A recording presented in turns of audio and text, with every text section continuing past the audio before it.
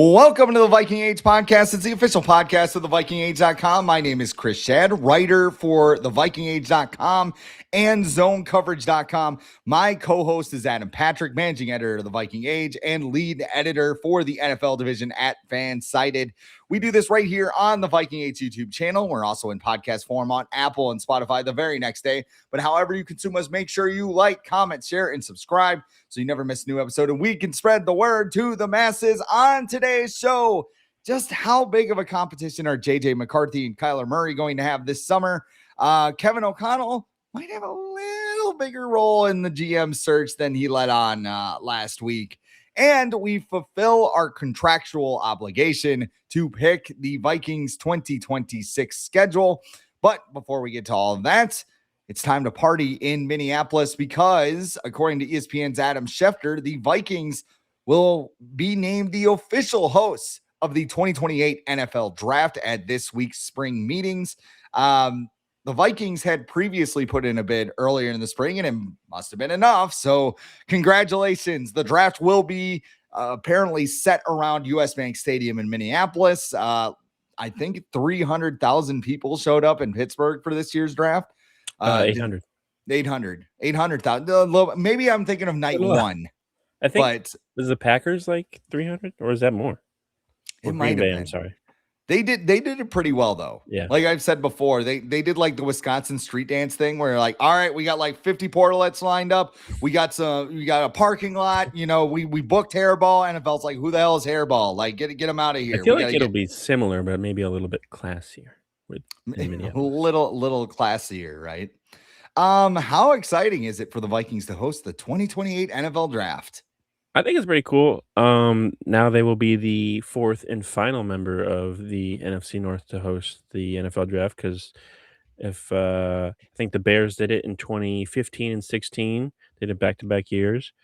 I guess Chicago will say that. Detroit did it in 2024, and then Green Bay, of course, did it last year. So now the Vikings get to do it. So apparently, like, the NFL just likes to host the NFL Draft in the middle of the United States. So I guess it's a good area that they like to, because didn't they do, well, I guess Pittsburgh's not the middle, but Pittsburgh's kind of like a Midwest big city. I feel like it has that vibes where like it's a big city, but it still has like, like Pat McAfee's from there and stuff. Like it's got like a blue collar attitude, I guess. But no, I think it's pretty cool. It's like the first big event too that US Bank Stadium has hosted for the NFL since the Super Bowl in 2017, which we don't need to talk about.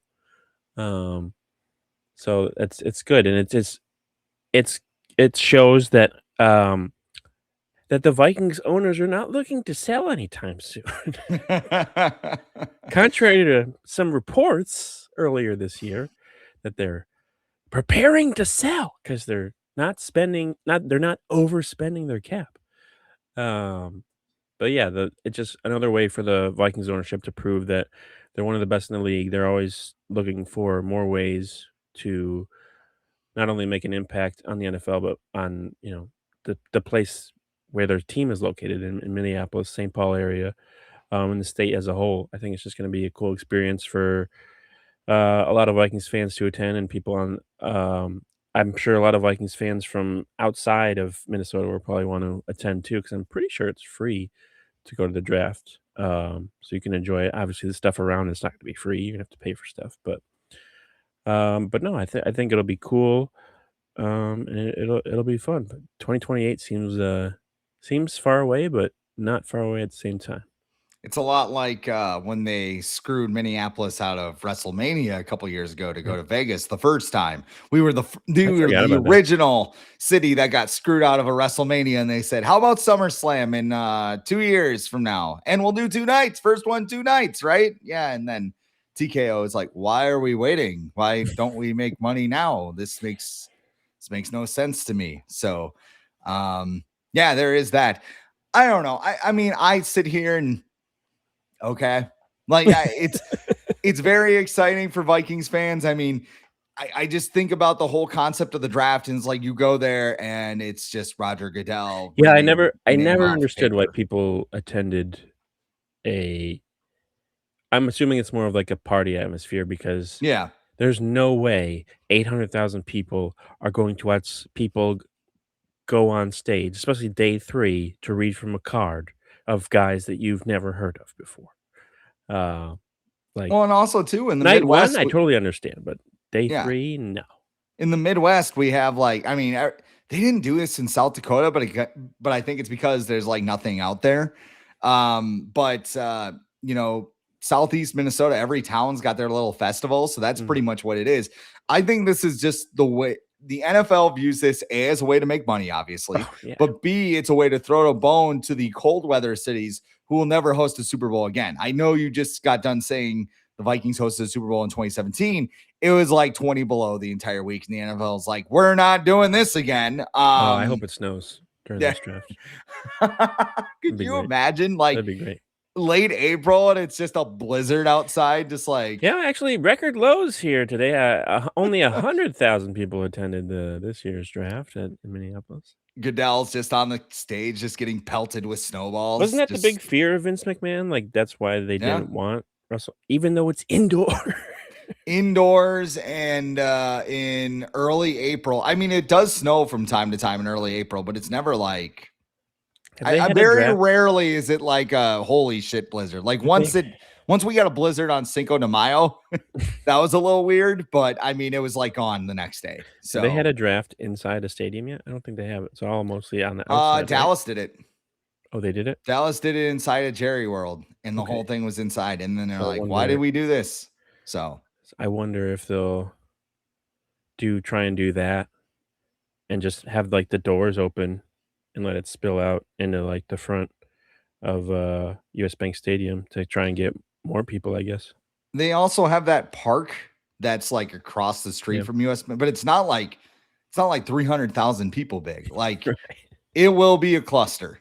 Like maybe I'm the old man here, but I'm pretty sure it will be an old cluster. Do they have any music festivals in downtown Minneapolis? Do they ever have any of those? No. They do. I mean, I haven't been in the Twin Cities long enough to go to one, but I've heard of like some music festivals and whatever. I mean, some more cultured people are probably watching this being like, probably.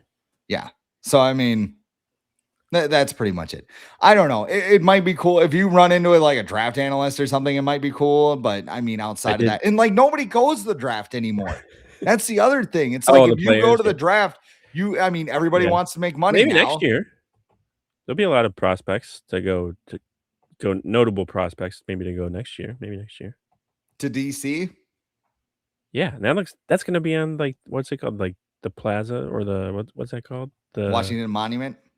Yeah, it's called something like in the front. I'm not a history buff. It's the mall. Yeah. Yeah, I know what you're talking about. Yeah. Then, so that's like that's pretty cool. But Fernando Mendoza didn't go because he could make, he could have like product placement with Buffalo Wild Wings and like LinkedIn and I mean, Kirko was proud. I'm sure he was. The last thing I want to say, I saw our friend Jason Harmon tweeted that he knew of a place that already had a built-in stage and lots of lodging and stuff, and he tweeted a picture of like the Mall of America, and all I could think of was like the WCW like first episode was it Nitro and when Lex Luger came. That would be pretty amazing. Right. That our friend of the show, Marissa Voss, who we're going to have on eventually, she did a social media thing with 10K Takes where they reenacted. They were doing it for the not World Cup of Hockey, World Juniors tournament that was in St. Paul, and like they all got to do like the Mighty Ducks thing with the rollerblading inside of the mall. So yeah, that pretty damn cool, actually. Cool gig if you can get it, but I don't think the NFL is going to let prospects rollerblade. Yeah, it's very iconic scene. Makes no sense because they like skated around the entire Twin Cities area, like up to Maple Grove, down to Minneapolis. It's like, man, they'd be tired as hell. Like, what are we doing? 2 minutes. Wow, really good. So 2028 NFL draft, we all have that to look forward to, as well as a new general manager as we continue to wait for them to announce Rob Brzezinski as the new general manager. I want to take you back before we start here. This was Kevin O'Connell on May 8th when they asked, hey, you're looking for a new GM. Are are you involved in this or what's going on? So Kevin O'Connell, in very Kevin O'Connell fashion, said, first and foremost, with respect to the process, it's currently ongoing. I would defer everything to ownership and CEO Andrew Miller as that process is ongoing. I'm excited for potentially forming that relationship, going through the process, and having much of a part as ownership. And Andrew want me to be a part of it. I will, and I'm very. Oh, I read that completely wrong. I mean, it sounds like a statement anyway. So, I mean, that's kind of what I'm reading. And I will, and I'm very much looking forward to get a great outcome, which I know we're going to get. Fast forward 1 week. Darren Wolfson of KSTP is on as he is ought to do with Purple Daily. Phil Mackley. Okay, I gotta kind of explain this for the audience. Phil I bit the Mackley. side of my tongue Okay. during lunch today, and it hurts like hell. Like I get to deal with this all week. It sucks. So like I'm like trying to talk through this, and like it's like scraping up against my teeth and everything, and it's just like And you can't numb it because then you'll just like you can't talk then I'll about your just be like, tongue. the Vikings. It just doesn't work that way. So I am being a gamer right now. So if I misspeak, I apologize to our audio audience. But so Phil Mackey, Judd Zolgad, Declan Goff, Purple Daily, Score North, all at Score North, talking to him.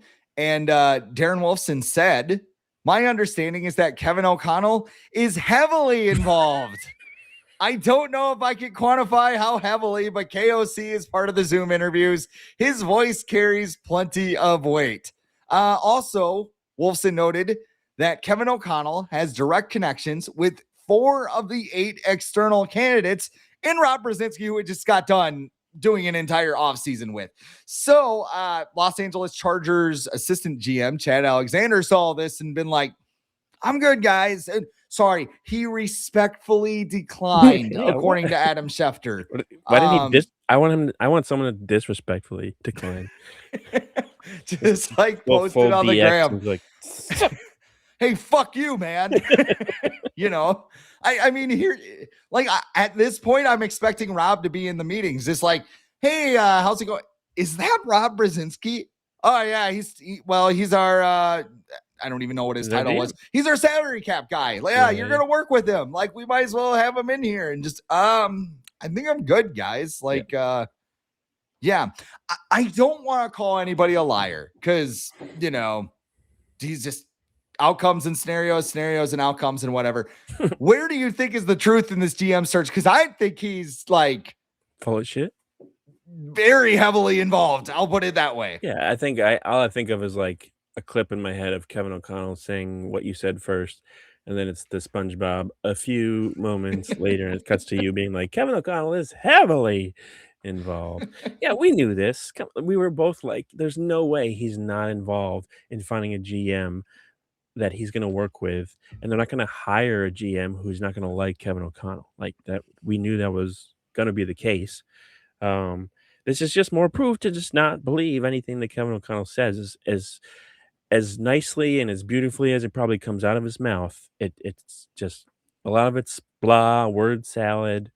I was just thinking in my head of like an article idea called like Kevin GPT or something, where I try and like figure out what he's gonna say based on certain things that are going on in I gotta copyright that real quick before they come out. But like, yeah, like he says things kind of in like an Aaron Rodgers way where he can come back and be like, well, I didn't say I wasn't involved. I said I would be involved in whatever way they wanted me to be.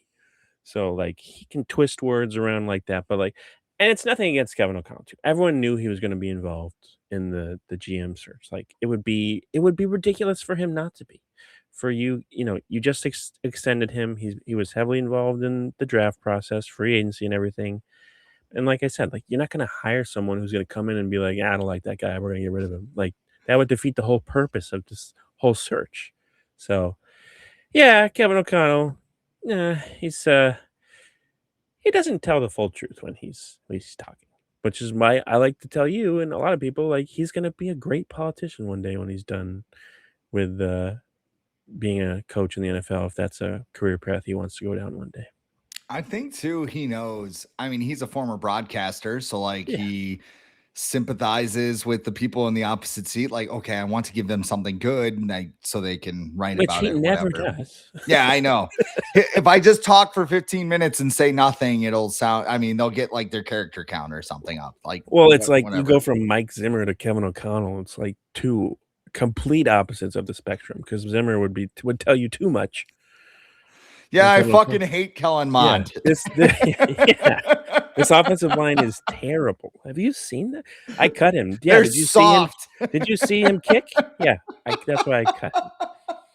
Like, I think too, Zimmer lied from time to time, but I never felt like my intelligence not is right insulted. after a game. Right. Yeah. No. He was blunt as they could be. It was but I mean, 200% the truth after the game. Like people can lie, and like I won't feel like my intelligence is insulted every time Kevin O'Connell stretches the truth. We'll say it that way.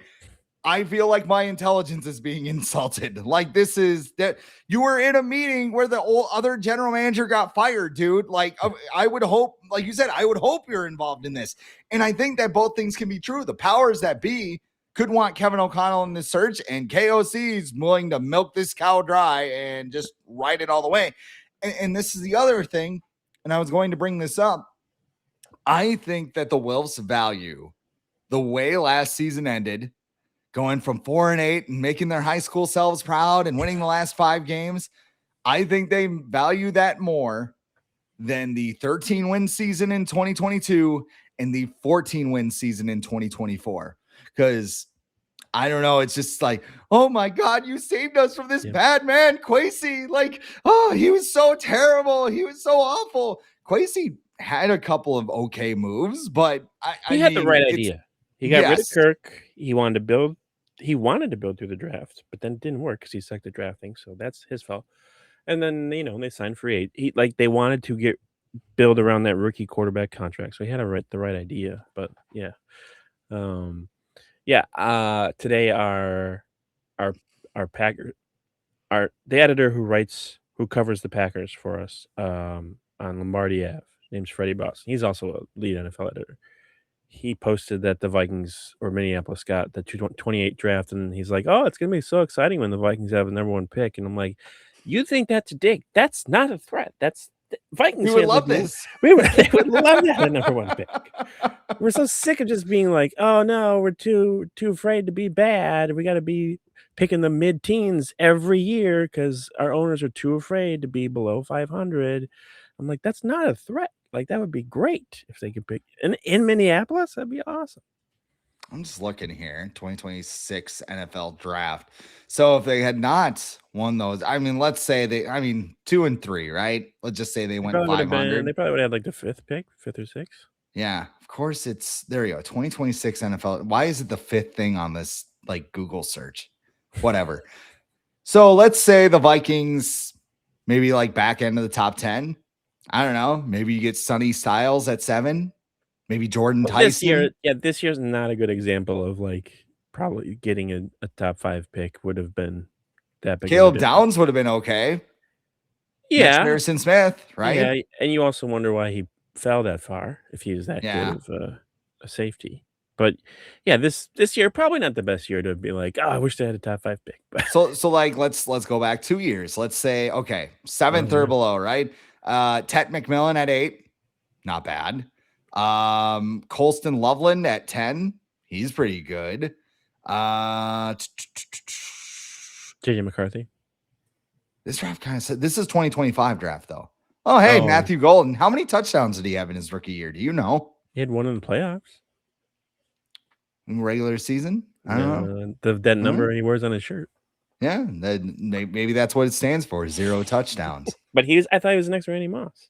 That's what people say. I don't know. Or that was Christian Watson who had the same athletic ability as Randy Moss, I think. Wasn't that the tweet or whatever? A higher ceiling than Justin Jefferson, I believe, was the tweet. So, still waiting on it. Yeah, but he's not reaching it. There's late bloomers. Look at Sam Darnold. Got to grow a few more inches to reach it. I think that if things go how we expect them to go, with Rob Brzezinski being the next general manager,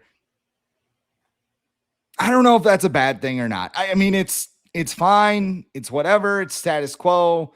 They're just going to keep the same scouts in place regardless. It's 500 football. Yeah. It's playing it safe. I mean, he is. I wrote this at Zone Coverage that he is the Kirk Cousins of this GM search, where you know what you're going to get. And honestly, maybe it's just like the photo they had. It was published on an Alec Lewis article at The Athletic, but like they are like broing out like, you know, like him and Mark Wilf. And I'm like, I hate this. I absolutely hate this. Like, what are we doing here? Like, we just want to hire our friends now because Kwesi didn't work. We tried to go outside, and now it's a scary world. So we're just going to hire the salary cap guy that did whatever we told him to do. I mean, would who's Matt LaFleur's brother? Who just Mike LaFleur? Yeah, would he gotten hired if his last name was not LaFleur? No, the guy.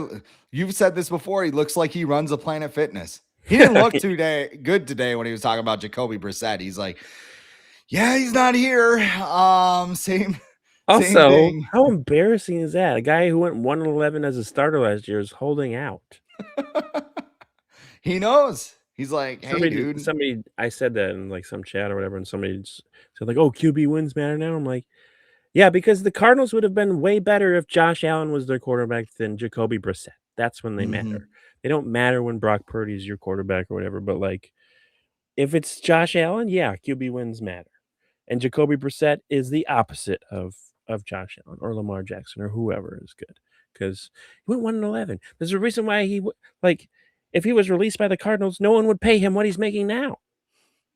So yeah, have fun with that. That was a fun tangent. But yeah, like Mike LaFleur wouldn't be hired. There's a bunch, like Bill Belichick's son. Like, is he in the NFL anymore? No.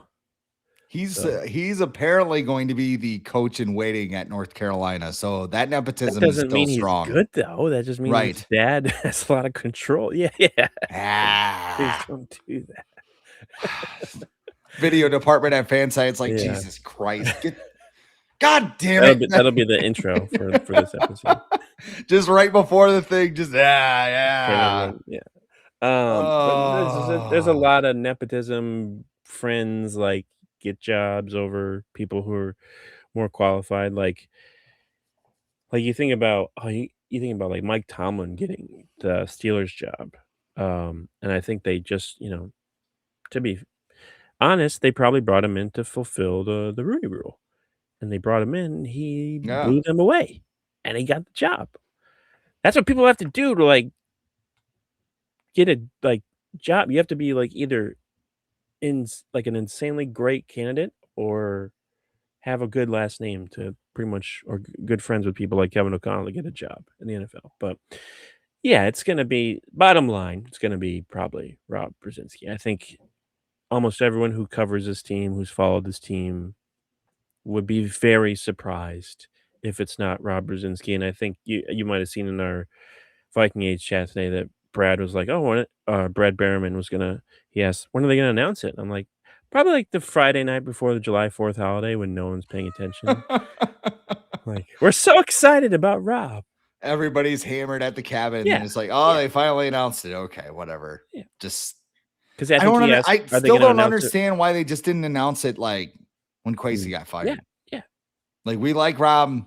This is what we're gonna go with. I mean, they're doing their due diligence. That's something I saw, but it's like, why are you wasting people's time? And then you do have the Rooney Rule in place, so you have to. They have to, yeah. I mean, otherwise, just interview people in your building. Like, hey, what are you doing? You want to interview for the GM job? Do I got a chance at it? No, not at all. Brian Flores, you got a minute? You busy? Could you imagine like going up to him and be like, hey man, we got to get this box check. Can you? Absolutely the worst. I mean, I feel bad making that joke, but it happens. Yeah. It happens everywhere in the NFL. It's embarrassing. That's why he's suing the NFL. Yes. Yes, that's exactly why. Just they would start the sentence, be like, hey, do you want to interview? Nah, we're gonna ask somebody else. God, that's Awful. Like I said, too, I mean, the whole thing is just get KOC a puppet man to get his groceries for him. And I don't think Kevin O'Connell should be fired. Like, I don't think he's a bad coach or anything. I just want him to adapt. Like, Yeah. don't And throw the ball every time on 3rd and 1. Yeah. And I think it's going to be hard for him to probably get fired after next season, even if they do miss the playoffs. Like, I feel like you should probably move on from him after no playoff wins in 5 years. But the way that it's being set up, it doesn't look like that's probably going to happen. I don't think he's on the hot seat at all. Yeah. Like, unless they go like 2-15 and like the whole team turns on him and stuff, which it's not going to happen because he's got the whole locker room wrapped around his finger. Especially when they got rid of like guys who might have been headaches, like Jonathan Allen or Javon Hargrave. Like the guys that are left, which is amazing because they were trusted veterans to help build the culture. Yeah. He would have to do like, it would have to be like a crossover event of like a Jordan Addison Saturday night and the Love Boat. Like a Brad Childress, like you cut somebody without letting anyone know. Jordan Addison flying car onto a Love Boat, and Kevin O'Connell is somehow like in the passenger seat or something. Right. I don't think Kevin O'Connell's probably going to get a car with Jordan Addison. I think he's. Are you sure about that? I'll give him. I think he'd have him drive some. Have you heard him talk about Jordan Addison? Oh God, the guy was going to cry when they drafted him, for fuck's sake. Right. Like he's oh my God, this is the number one receiver. Thank you, Kwesi. But if Addison wasn't good, you know whose fault that would be. Oh, Kwesi's. Oh, you let this malcontent come on the team. You listen to your coach. Why are you doing that? You make your own decisions.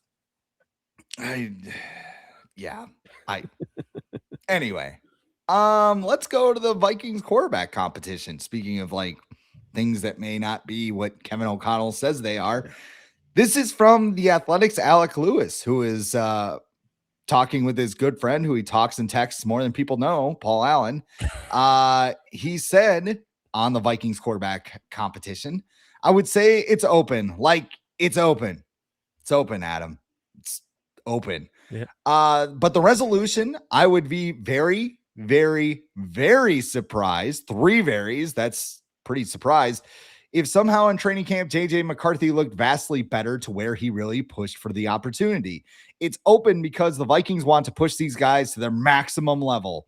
There is benefit in there being noise because that means guys like Kyler Murray and JJ McCarthy who need to maximize who they are and what they can be that can thrust them to being that. So I think we already know that Kyler Murray is the runaway favorite here. But what are the chances that JJ McCarthy shocks the world and he's the week 1 starter? I'm gonna see if this analogy works. So, like, I live in San Diego, so we have the San Diego Zoo. So you go to see the elephants. They have a huge area, which is awesome. Technically, their exhibit is open. You can climb over the fence, get into it, but you're not gonna survive if you get in there. So technically, the Vikings competition is open, but he's not going to survive to get the QB1 job. Like it's Kyler Murray's job, and I guess I appreciate Kevin O'Connell trying to keep everyone, on the same page and everything. But come on, we've said this many times. Kyler Murray is not coming to the Vikings to compete for a job. He could have been a starter anywhere else that wanted him to be there. It's not like I'm pretty sure the Vikings were not the only team that was interested in him. Yeah, absolutely. Like, you don't think the Falcons would have rather had Kyler Murray instead of Tua Tagovailoa? Like, come on. So, yeah, it's open, I guess, but not everyone's gonna make it into the number 1 quarterback spot. I guess it's open for Carson Wentz and Max Brosmer too to get in there. It wasn't who's the backup quarterback that came to rookie minicamp that beat from the Cowboys? Oh, Cooper Rush. Yeah, maybe it's open for him too. Everybody's got a chance. It might be like Royal Rumble style. Like we've seen, all of a sudden the play clock's ticking down and like we've seen competitions before. We've seen Christian Ponder versus Matt Castle. If you have a competition for your number one job, that means you don't have a quarterback. The Vikings have a quarterback. It's Kyler Murray. Everyone knows it's gonna be Kyler. Like the sooner we get to that, like, and I just have this feeling too. Kevin O'Connell's gonna drag it out until like either right before the final preseason game or after, and be like, Kyler Murray's our starter. It's like no fucking shit. Like it's probably like that's why he didn't play at all in the preseason. So yeah, it doesn't. It's not. And like Tom Pelissero is gonna say that stuff because pretty sure he's very good buddies with Kevin O'Connell. I would put good money on that they have a text thread. So he's gonna say what Kevin O'Connell wants him to say, which is where this report of like a competition came from. But yeah, it's no, no, no. It's not a competition. For me, it's Would I love to see JJ McCarthy win and be better and be good? Yes. I think that's the best case scenario for the Vikings, isn't it? It's not going to happen. But it's not going to happen. There's in this day and age, I think Judd Zolgad from Purple Daily has talked about this a lot. In this day and age of less practices and less reps for players and training camp and OTAs, there's not enough reps for a JJ McCarthy to beat a Kyler Murray, maybe like there was back in the day when Russell Wilson won the job as a rookie. Like there's not enough reps for that to go around. So yeah, I would love to see JJ McCarthy take that next step and be better. But I also think the best thing for him is just to sit back and learn and be healthy and learn. So yeah, no. But again, it's Kyler Murray's job. A couple of things when it comes to this, because I think there might be like a semi-competition there, like in case like Kyler Murray would have to go Code Brown in his pants to like lose this job. Like, coach, I got to go to the bathroom. This is bad type of like sponsored by Dude Wipes type of thing. We don't have sponsors here, but you know, like Justin Jefferson drops all of his passes, which apparently he does with every quarterback.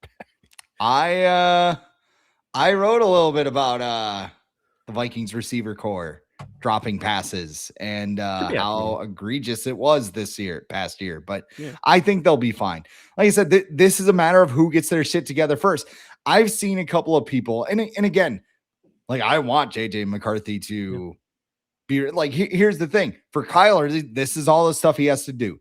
He has to get a grip on Kevin O'Connell's offense, which is not easy. I mean, Kirk Cousins needed flashcards to like remember all that stuff. And we saw what JJ McCarthy did last year. He has to work from the pocket and make throws. You know, I mean, he's more of a scrambler. Yeah, exactly. His center's going to be 6'8". Have fun running. Yeah, have fun running dagger over the middle and just, well, Justin Jefferson's down there somewhere. I'll just trust the process here. He also has to integrate himself as a vocal leader in the locker room. And I'll save this for when we pick the schedule because I got a take on Kyler Murray. But for McCarthy, he's got to eliminate whatever was going on behind the scenes last year as far as preparation. I don't know if it was the kid where he was just getting used to being a dad, which is totally, maturity, totally understandable for the first time. There's a lot going on. He's also got to work on his fundamentals, layering of football, and just be ready when his number is called. Because I think if in the likely event that Kyler wins this job, I think McCarthy's going to have a chance at some point of the season to start a game. Oh, he's going to play, yeah. Due to injury, due to like whenever your number, who knows? Kyler Murray could be an average or like he could start. This is the Kyler Murray experience. He starts out of the gate so damn hot. And then November, when a certain video game comes out, it tails off. So like maybe like he's not playing bad enough to lose the job, but he's just okay. And they go to JJ and they say, okay, week 18, don't really have anything to lose. Go get it, kid. We don't want Kyler taking hits before the playoffs. And if he goes out there and he looks competent, either A, you have a trade chip that you can get some assets for, or B, you can go, okay, last time we did this with Sam Darnold, we didn't know anything about JJ McCarthy. This time, even though it was against backups and whatever, he looked more poised. We've seen him behind the scenes. We've seen all that stuff. He just has to be ready. And I think I've seen some people too talk about JJ McCarthy, be like, well, he already has the locker room. He's going to win this thing.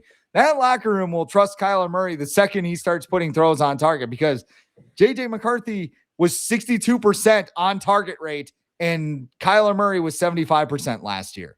Yep. So like that difference should be enough to, like, assuming the receivers catch the ball, be enough to get this offense on track. So that's how I view this competition. Who can get their shit together first? And from that point on, we'll just see how it goes this season, because I think both quarterbacks are going to play this year.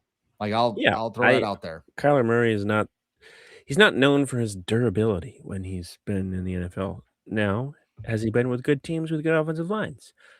No. Not to say that the Vikings have a good offensive line. It's okay.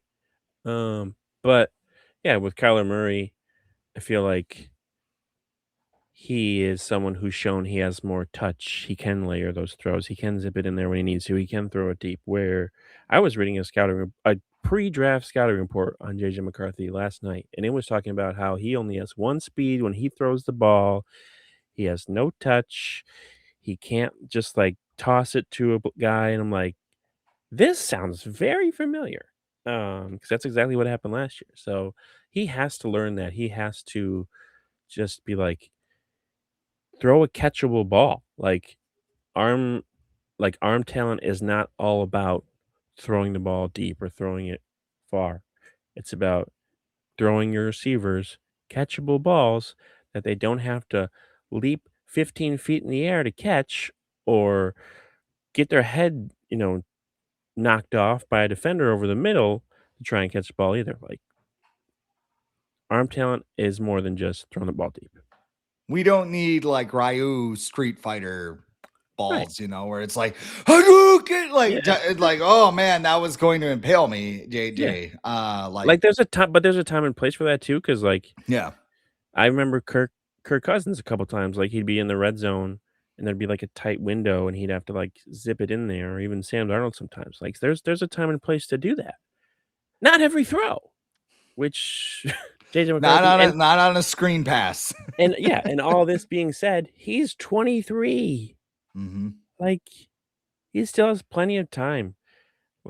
If you go back in the day, I know things have changed a lot, but if you go back in the day and look at quarterbacks that were drafted, in the first round for top 10 picks, even in their 90s, it took a good 4 or 5 years for them to reach their top potential.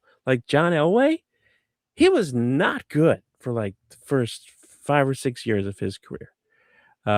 So just because JJ McCarthy was bad last year doesn't mean he's going to be bad his entire career. I just think it's best for him to sit back this year. And like you said, he's probably going to play anyways, because Kyler Murray's probably going to get hurt. If he doesn't get hurt, that would be just as much a surprise as if he does well with the Vikings. So he's going to probably play. And I think having JJ McCarthy as a backup who can kind of be like that guy to come in and give teams a spark, I think he's as a backup right now, I think he's really good. There's a couple guys Mac Jones, Marcus Mariota. And do we think JJ McCarthy is better than Anthony Richardson as a backup? I think he is. Yeah. I mean, I would say so. Like, especially at this point of the contract, the Colts Richardson are in his option is worse. Richardson's no, they're in the is fourth. Yeah, Richardson's accuracy is worse than McCarthy's. Mm-hmm. So in terms of backups, I think he's one of the best in the league who can just come in and do that. So, and I think that's a good role where he can build up confidence too by hitting a couple of throws. So Murray's the starter. It's not a competition. As much as Kevin O'Connell's, he's going to get peppered in OTAs and minicamp and stuff how's the competition going? It's oh, good. They're all, everyone's, performing great, doing proper fundamentals. JJ knows how I feel about him. Exactly. Yes. Exactly. So we're going to get all that. And then come a week before the season, oh, Kyler's a starter. Oh, who would have seen that coming? So you never know. You never know. Although, like you said, we know. Just we know with the GM. Just like we know with the 2026 schedule. Once again, as a Vikings podcast or a football podcast in general, we are contractually obligated to pick the Vikings schedule. So we will do that here in a minute. But before that, I just want to ask, what did you think of the Vikings schedule release video? Oh, I like it. Yeah. Do you think I wondered this? Would we have hated it if it was like Josh Duhamel instead of Chris Jericho as the waiter, or like was it I all don't think right? it matters. I don't like put that much stock into hating or loving schedule release videos. There's some good ones, but like no, I thought Jericho was good. People were like, "Why is he in the?" But I'm pretty sure like his wife's a His Vikings wife's like fan, a super Vikings fan. and then She's also a super fan of something else. yeah, But yeah, storming stuff. Um, but no, yeah, like obviously we're wrestling fans, so we enjoy Jericho's presence on the screen. He's good at what he does. And then obviously he was on the same screen as the tribal chief. So, just two worlds colliding, no pun intended. Um, in one, and I think it was good. I don't like the dishes thing. I feel like some of them were like they had like Honolulu blue spaghetti or yeah, something. it I didn't was like, really make sense. "What?" But whatever. I don't really care about that. But I thought it was fine for what it was. It was creative and it did the job, I guess. I mean, Tiffany Stratton was at the Vikings facility. I I'm mean, very surprised they didn't do like a wrestling theme because of SummerSlam this summer. That would have been that's what I thought. That's the where they were perfect going. opportunity to promote it. Like, like just have a bunch of wrestlers in there and like Yeah. have them like smash things. Like, You could have you could add like a Royal Rumble and throw each opponent over the top of the rope. just some fat with look 10 people like tossing over Or like just have some guy in an owner G said. just have Randy Orton RKO every opponent. I'm sure he would love to do 20 RKOs at this point in his career. Yes, with his back in shambles. Yeah. Although he did say LMAO to the last one. All right, though. With that, without further ado. Wait. What was your favorite schedule video? That was the other thing I was gonna ask you. Oh, yeah. I like the Falcons.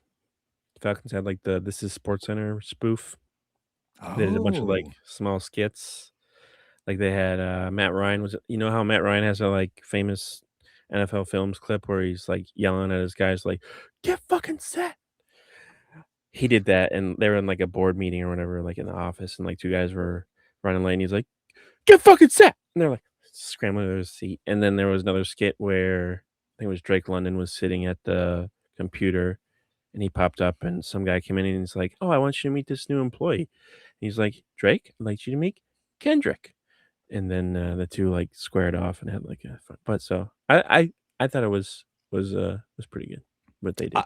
I will say I did love the Kirk Cousins Fernando Oh Mendoza yeah. stepbrothers thing. That was very good. I did get a good laugh at that.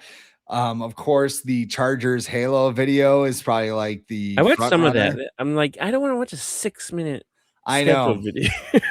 but it was pretty good. I I'm watched sure the whole Chargers thing. is always good. So I didn't Yeah, have to watch the whole thing to be like, this is good. Like I know they always put out good stuff. So I couple haven't jabs here and there. I haven't watched like the full. I did see that the Cardinals had like an egregiously bad one. I was like, It did not. It did not make sense, and B, it was AI it slop. was very clearly AI. Like, You're like, no, no, no. It's like, okay. AI Because is like good for some things, but they don't that's even not one of them. and we wonder why Kyler Murray wanted out of there. They Yeah. don't even put money into their schedule release video, like which is like no money at all. So The other good one was the Titans one where they went around oh yeah, Broadway and had I saw that. found You doppelgangers. Will Compton? Hey, are you Aaron Rodgers? Yeah. Oh, it's good stuff. All right, let's pick the schedule, Adam. Week 1, Minnesota Vikings at home against the Green Bay Packers. Some would say this is our Super Bowl. What say you, Adam? Who will win the week 1 matchup between the Vikings and Packers? And by the way, I am keeping track of records as we go here. So I'm looking off screen. Yes, in May. Well, we have to be first. That's how the internet works, Adam. Our takes have to be first. You know what this game is? Starting the season off with a bang with a Romo and Nance game. It's on CBS. So Vikings, you're saying 0-1? No, I have the Vikings winning. Didn't they win a game with Romo and Nance? Yeah, the Bengals. That was the Bengals game last year. Wow. Well, they were probably scheduled in advance. They've So like, never oh seen yeah, a Joe good. Burrow. They've never seen a good Vikings game. Because they did a long time ago. They did the Bills Vikings when Josh Allen hurtled over Anthony Barr. They did I think they did the Cooper Rush game with the Cowboys and Vikings. They've done a lot of games where the Vikings have lost, but for this I have them winning. I just think Micah Parsons is going to be back. I think Kevin O'Connell is going to be motivated to prove that like he can still run his offense efficiently with a quarterback who's should be better than JJ McCarthy. Justin Jefferson's going to be motivated. I'm curious to see how Juwan Jennings looks. I think the defense will be fine against the Packers, and the Packers have a new DC in Jonathan Gannon, who I've never thought he's a good defensive coordinator. Like he had one good season with the Eagles. They won. They went to the Super Bowl. He went to the Cardinals. Their defenses were never good. The year before the Eagles went to the Super Bowl, their defense was not good. So like I don't think the Packers defense is going to be that good. Plus they like I said they won on Micah Parsons. So Vikings start 1-0 on the road or not on the road at home. At home. This is what's interesting to me about this game. I think Kyler Murray has exactly 1 week to win over Vikings fans as the starting quarterback. Because if he goes out there and he shreds the Packers week 1 and takes care of Jonathan, I mean, he's going to be fired up to go after Pee Wee Herman on the opposite sideline. He looks like Pee Wee Herman. I'm sorry. Like, if that's offensive to some people, I don't know. He's also weird. Not Kyler. Like, pew, pew, pew. Yes, not Kyler Murray. Jonathan Gannon. You know, pew, pew, pew, shots. Rest in peace, Rondell Moore. Yes, exactly. No, I think that this is a moment where Kyler Murray can galvanize everybody. And if he beats the Packers, because there is a section of the fan base who, even if the Packers are marching out a C squad, they will puff their chest out and go talk to Kelvin from Manitowoc over in accounting to puff their chest out, even if it means a worse schedule the following year. But I'm not bitter about that at all. It's not like you guys have low standards or anything anytime you see green and yellow. I'm just saying. How annoyed was JJ McCarthy when he saw the schedule and saw this was first and knowing that he's not going to play in this game? Yeah. I mean, I don't. Here's the other thing, too. That is when most Vikings fans turn on JJ McCarthy. He went from quarterback of the future to the next Christian Ponder because he got his shit kicked in by the Packers. Trying to play with a broken hand. Everyone's complaining that he wasn't tough before, and then he plays with a broken hand. Now all of a sudden he's stupid for playing through an injury. Whatever, bro. The theatrics of the situation. Week 2, the Vikings go to the Chicago Bears. Ben Johnson, guy I'd love to see get punched in the face. What do you think? Do the Vikings hit the Bears in the mouth? No, I have this as a loss. I just think I think the Bears will regress a little bit this season, but it's just another year of Caleb in Ben Johnson's offense. The Vikings typically don't have success in Soldier Field. So yeah, I think it'll be close, but I think it'll be a loss. I think this will be a loss as well. As a longtime Vikings fan, I have trained just to expect a loss when they go to Soldier Field. I know it's been flipped around lately, and the Vikings could have beat the Bears twice if Ivan Pace stays in his kickoff lane last year. But I think the Bears are going to come out of the gate strong because they want to prove a message that last year wasn't a fluke. That could go the exact opposite way, as we know with the 2025 Vikings. But I feel like the Bears are going to get them at Soldier Field, so I'm going to pick the Bears there. They'll lose, but Caleb Banks will have like 9 sacks because he's going to barrel through Garrett Bradbury. Just F5 Garrett Bradbury from the jump. Just amazing. Although he's not gonna win that job, is he? Probably because he got the rookie from Iowa. Oh, right? Logan Jones. That's right. Yeah. And they tweaked Bradbury's contract. Yeah, he might not even be on the Bears by the time this happens. Because they'll probably trade him for like a conditional 7th or something before the season. Which would be a hilariously stupid move because they give up a 5th for him. Well, they're the Bears.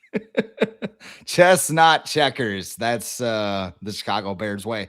Week 3, the Vikings stay on the road. They go to the Tampa Bay Buccaneers. What do you think? Vikings, Bucks. Who wins this one? I think a lot of people think it's going to be a loss because it's on the road, but it's also in Florida, like warm weather. It's not like it's going to be freezing. Kyler Murray, I think a lot of the knock on him is like he doesn't play well, probably in cold because he was with the Cardinals. But Tampa should be fine. I think the Vikings will get a win in Tampa. I think this is the year probably where Todd Bowles is probably entering his final season with the Bucks. I know he's in a division that's not so great, so he always has a chance to win that division. But I think the Vikings can get a win here. I'm not bullish on the Bucks this year. At least and they might win the division anyway. Who's their because running it's back? so Who's their bad. starting running back? Bucky Irving, Gopher legend. So Okay. Bucky Irving was with the Gophers, and then Oregon gave him a bag of money. Yeah. But you know the story about the Bucky nickname, don't you? PJ Fleck wouldn't let people call him Bucky. Oh, because Wisconsin. Because of Wisconsin. Yeah. So I'm What do sure they call he's him? like Marquise, his first name. Yeah. Yeah. So I'm sure it was more about the bag of money than it was like getting called. Well, now it's hilarious because he's on the Bucks. Oh, yeah. I never thought of it that way. Yeah. And they lost Rashad White too. This is another one as a longtime Vikings fan, just kind of scars me. Like, oh, we're going to Tampa Bay, we're going to lose. Like even when they were in the NFC Central division, 2000, they would go down to Tampa Bay and lose. Was 98 was their only loss? Yes. In Tampa, right? Mm-hmm. I think Mike Allstott ran wild in that game.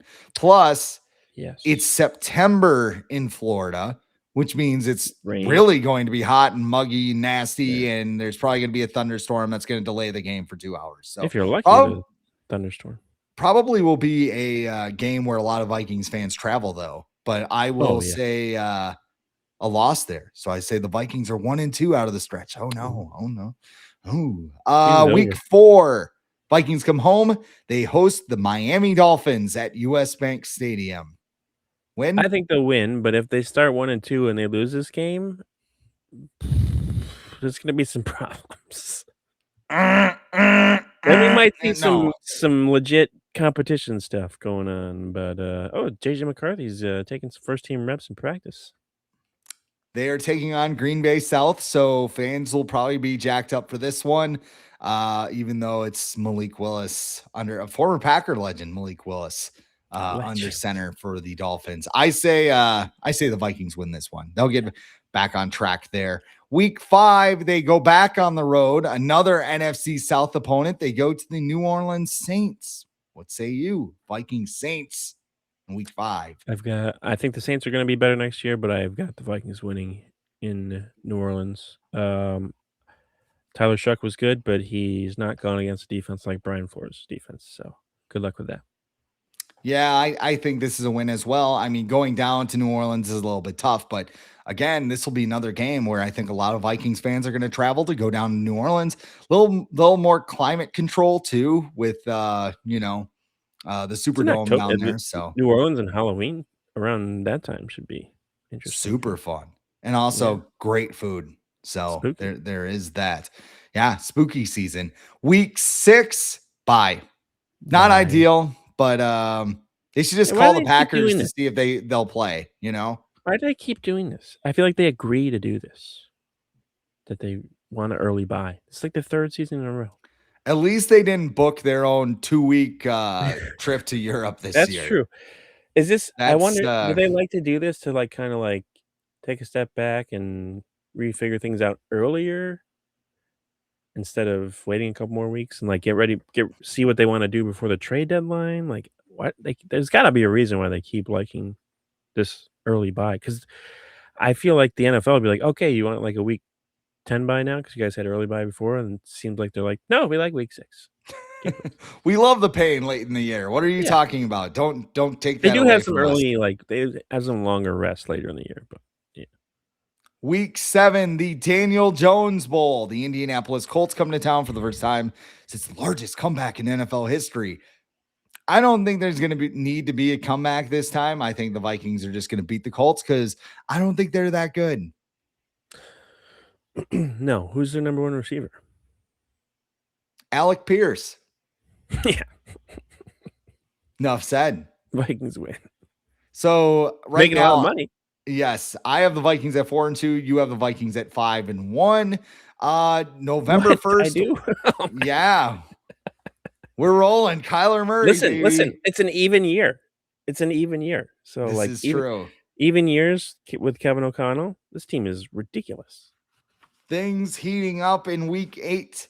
The Vikings go on the road to take on the Detroit Lions. What do you got, Adam? Speaking of that, they lose to the Lions. I think that'll be a loss as well. I think the Lions aren't fucking around this year. Like I feel like they No, are. I just wonder about their OC, like how they sure. got that new OC and how that's gonna go on. And they lost David Montgomery and replaced him with Pacheco. I'm not so sure how that's gonna go. So see how that goes. Also, Petzing on the opposite sideline might have some intel on Kyler Murray. Like, hey, I know how to break it. Oh, yeah, Petzing.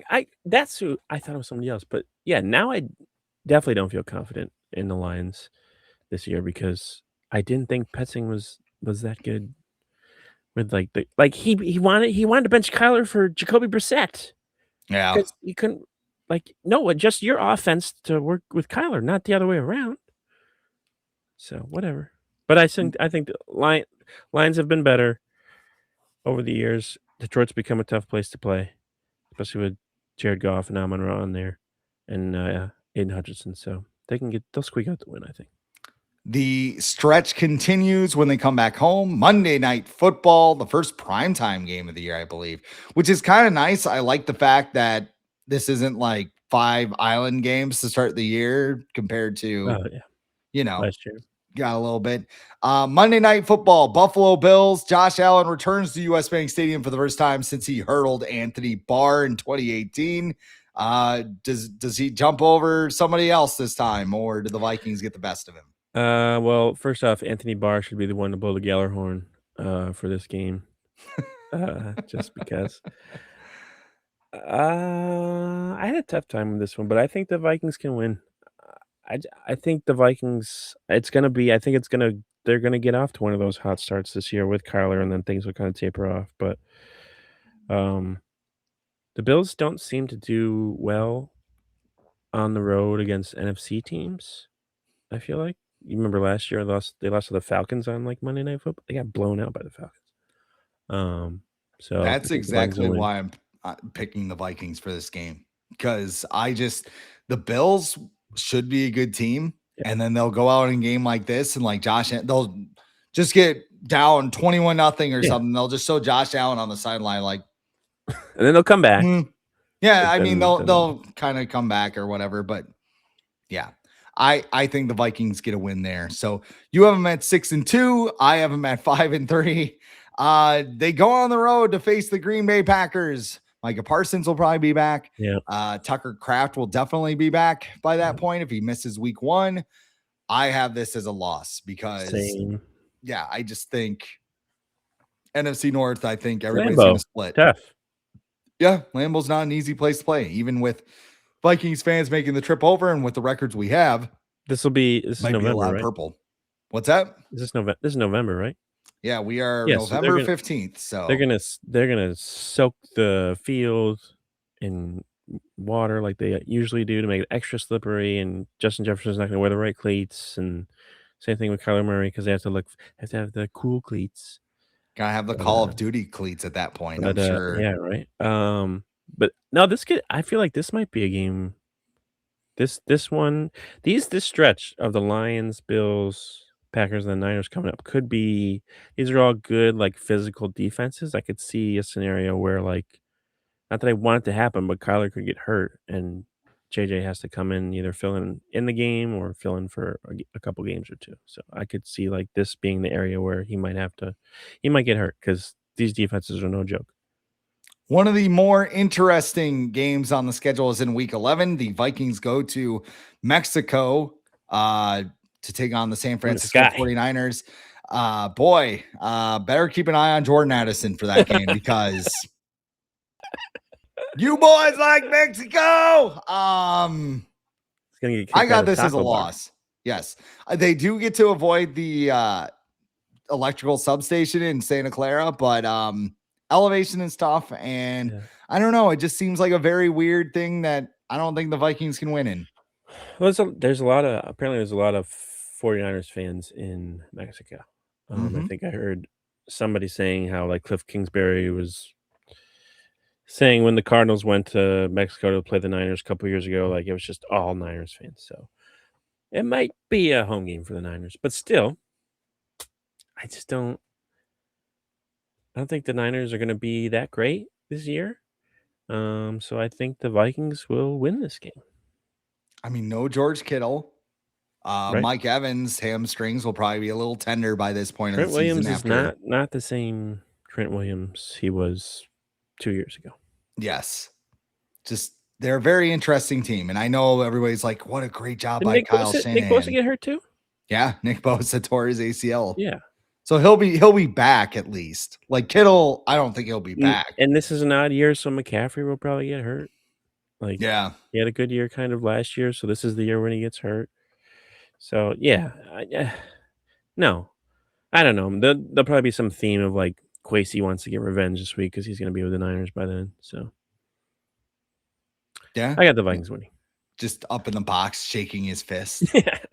But no, I mean, Kwesi and going- Kevin O'Connell are just like Yeah. such good friends. They'll probably like chat it up on the thing. He's That'll be throwing the other. flares. That'll be the other photo the Vikings will tweet out.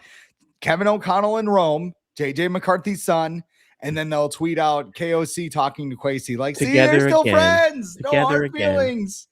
Just as Kwesi's got like the Arthur fist, like all balled up, just like long time no see. Yeah.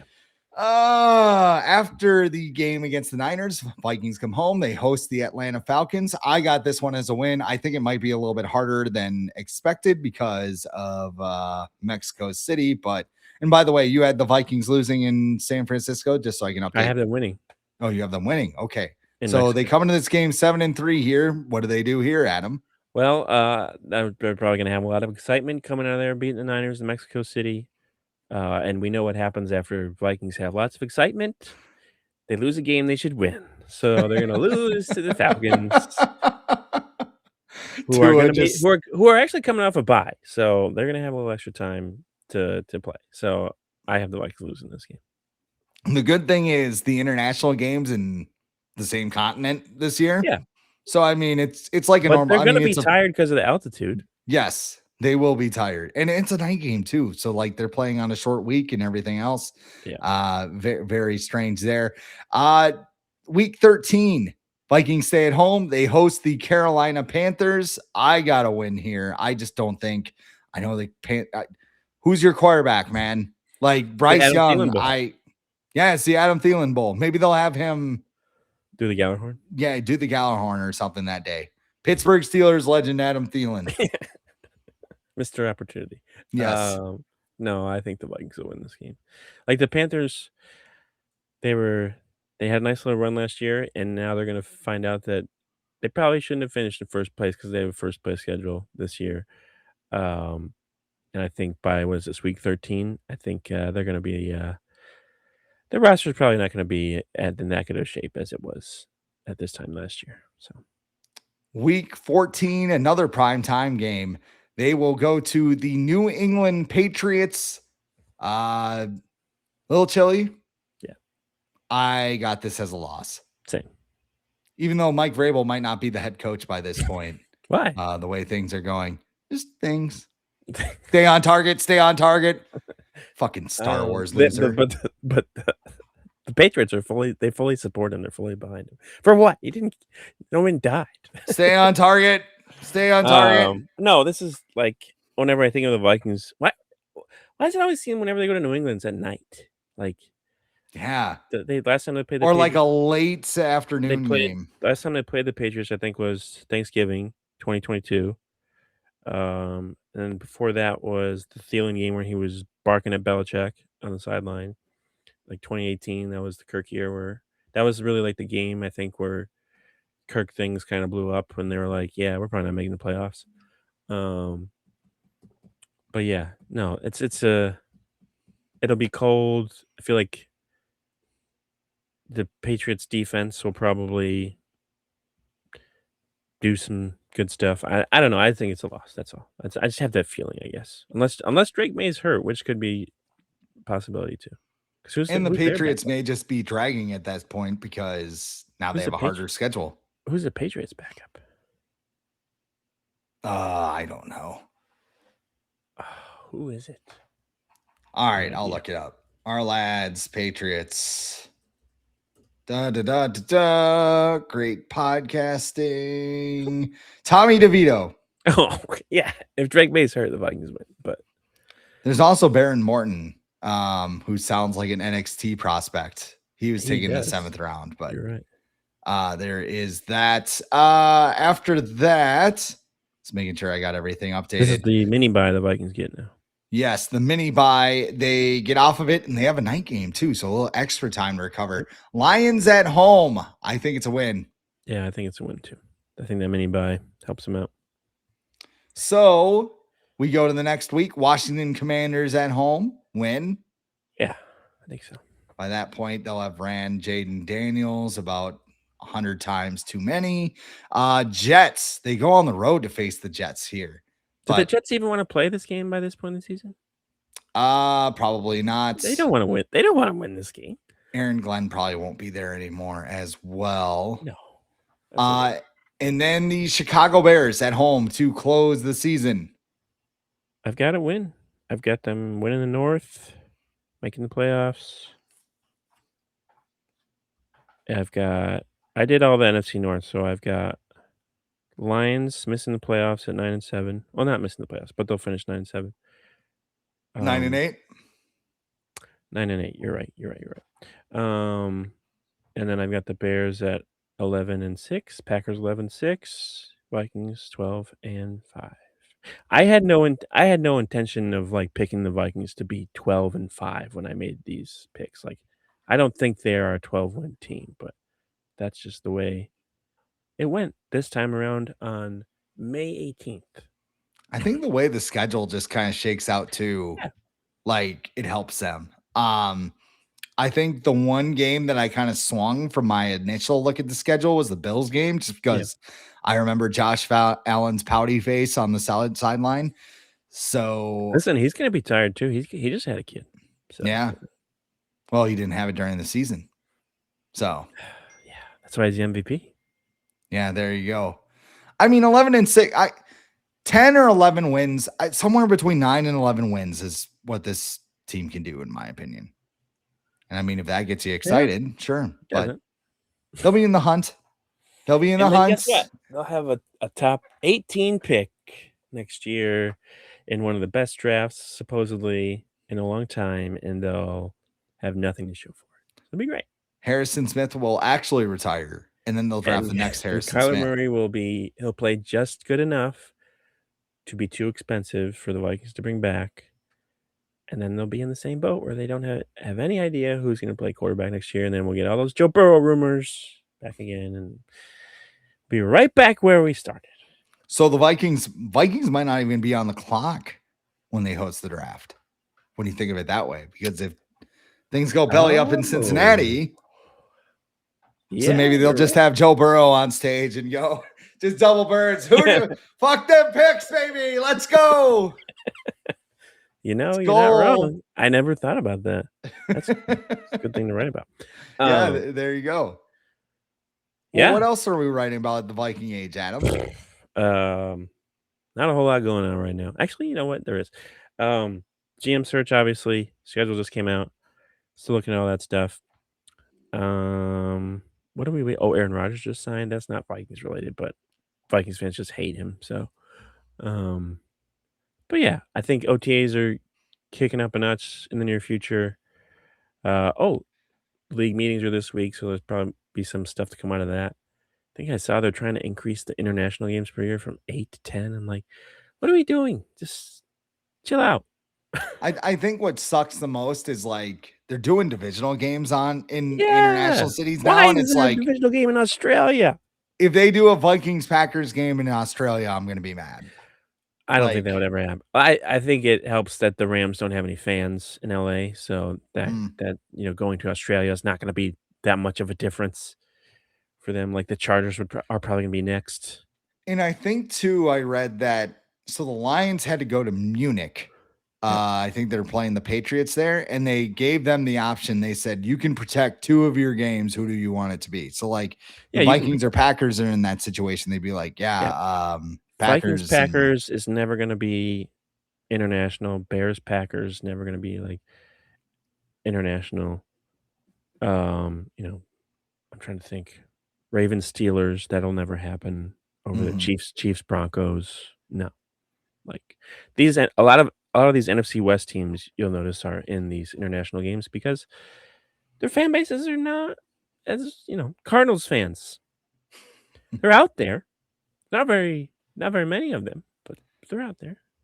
Yeah, the Cardinals fans who watch their team produce AI slop. Yeah, so. Who'd still charge their players to eat.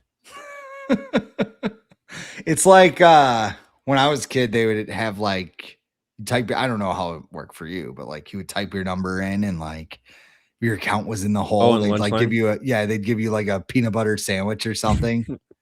Like, well, we gotta feed you. Like is Kyler Murray gonna get fat in Minnesota because he just got unlimited options? Is that the new offensive? No, it's Kyler. He's just amazed. There's so many options. Just like, hey, coach, how's it going? Looking like Jared Lorenzen out there. Still here? Wow. Go home. Just mowing down the food. You're like, I thought we heard Kyler never stayed at the facility. He's always he's always first one to leave. Now he's there all day and all night. Just mowing down pizzas. He must be just studying film all night. Oh man.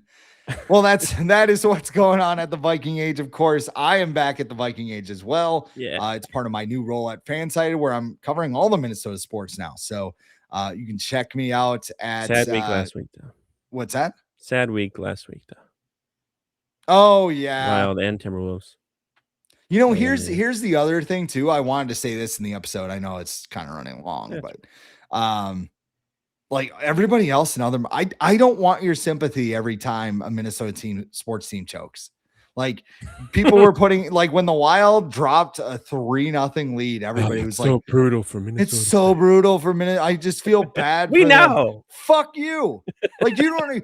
This is very like Roman Reigns tribal chief of me. Just like, do you think you can be in Minnesota? Do you think you can be me? Do you think you're me? Do you think you can handle this pain? Do you think you can handle this burden? This I don't want your sympathy. I want a fucking championship, okay? Whoever it is, I'm sick of payroll. I'm sick of choking. The Lynx are good. Yeah.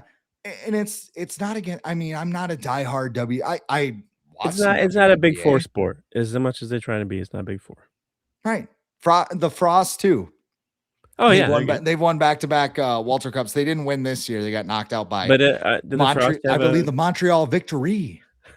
The Frost getting $60 billion from TV deals for their sport. Not yet. Maybe one day, but I mean they've got some good players. Taylor Heisey. I've seen the attendance numbers are really good for the women's hockey league. So yes, Taylor Heisey's an hour away from my hometown, Lake City, Minnesota. She grew up there, so I'm sure there's a lot of Minnesotans in that league.